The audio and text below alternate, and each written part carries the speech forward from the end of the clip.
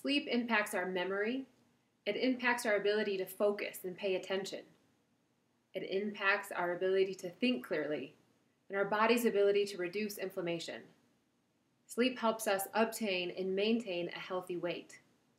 And the list goes on and on. So if sleep is so important, then why are so many of us not sleeping well?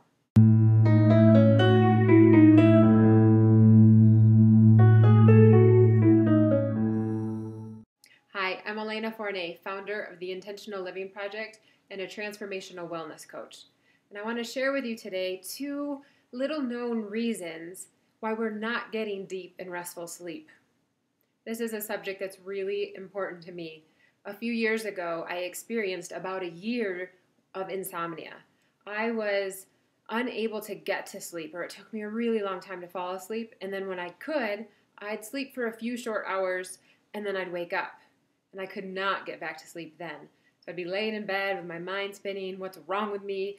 I noticed that I got really negative and moody. Oftentimes I'd be really irrational and I could not make a decision.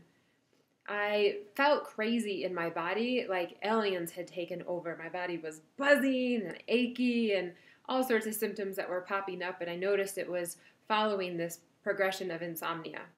Sleep is so important to every aspect of our well-being. And so what do we do when we've exhausted all of the tips and tricks we know? We've made the room dark, we've eaten dinner early, we have reduced screen time early enough so that our brain can unwind. Yeah, I know for me that stuff was not working. Well, that's why I want to talk about these reasons that are often overlooked when it comes to sleep.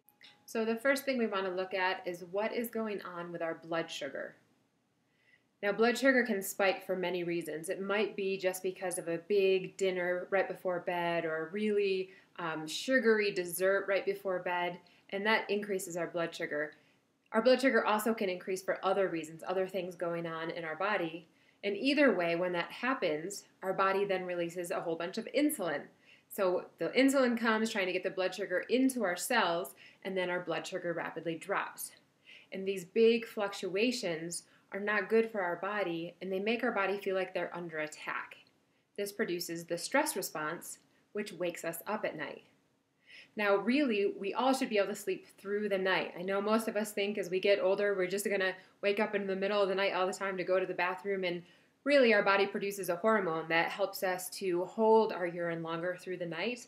And so if we're getting up in the middle of the night to go to the bathroom, it's a sign that something else is going on in the body, and the first place to look is what is going on with blood sugar.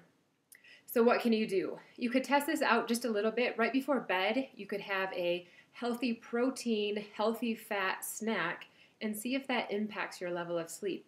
If it even impacts it a little bit, you know that you're probably on the right track. You could also get the little glucometer where you could measure your blood sugar throughout the day and then even at night, so that you could see what your pattern is like and where you're having fluctuations. The second thing to look for if you're having difficulty with sleep, or even if you're waking and not feeling rested, is to check for the presence of pathogens in your body. Now, this could be an overgrowth of organisms that already exist in your body. We all have bacteria and fungi. You may have heard of the good bacteria or the bad bacteria. Well, an overgrowth is just when the good and the bad become imbalanced. It also could be the presence of organisms that aren't typically there, like parasites, for example, when we travel, or from certain drinking water sources. So pathogens are little critters that are most active at night. And so when pathogens are active in our body at night, it puts our body on high alert. Our body thinks it's under attack. It produces the stress response, which wakes us up. So if in addition to difficulty with sleep, you've experienced chronic symptoms, especially symptoms that may seem unrelated, like itchy eyes, fatigue, and really bad breath, I encourage you to consider the presence of pathogens and have it checked out. So the first thing that you can do is download our pathogens predictor. You can fill that out, and the more checks you have, the more likely it is that you are dealing with the presence of a pathogen that needs to be eradicated. Now, when people are able to identify the presence of a pathogen and eradicate it, so much in their health transforms. They sleep better, they think better, they feel better. At this point, I should be talking about myself. It's really surprising, actually. Doctors, functional medicine doctors, and other functional practitioners are finding that when they run these labs, 8 out of 10 of their patients are testing positive. And these are people that have typically already gone through a whole bunch of medical processes and lab work trying to figure out what is wrong with them.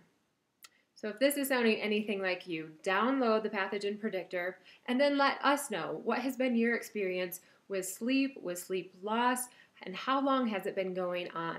I'm always fascinated when I speak with someone that's been struggling with sleep for 5, 10, and 20 years. I can't imagine it. And I want to let you know that in most cases, it's not necessary anymore. Thank you so much for watching. If you're watching on Google Plus or on YouTube, please just click the link below. It'll take you to the website where you'll be able to download the Pathogens Predictor. See you all next week for Financial Wealth Week. Bye.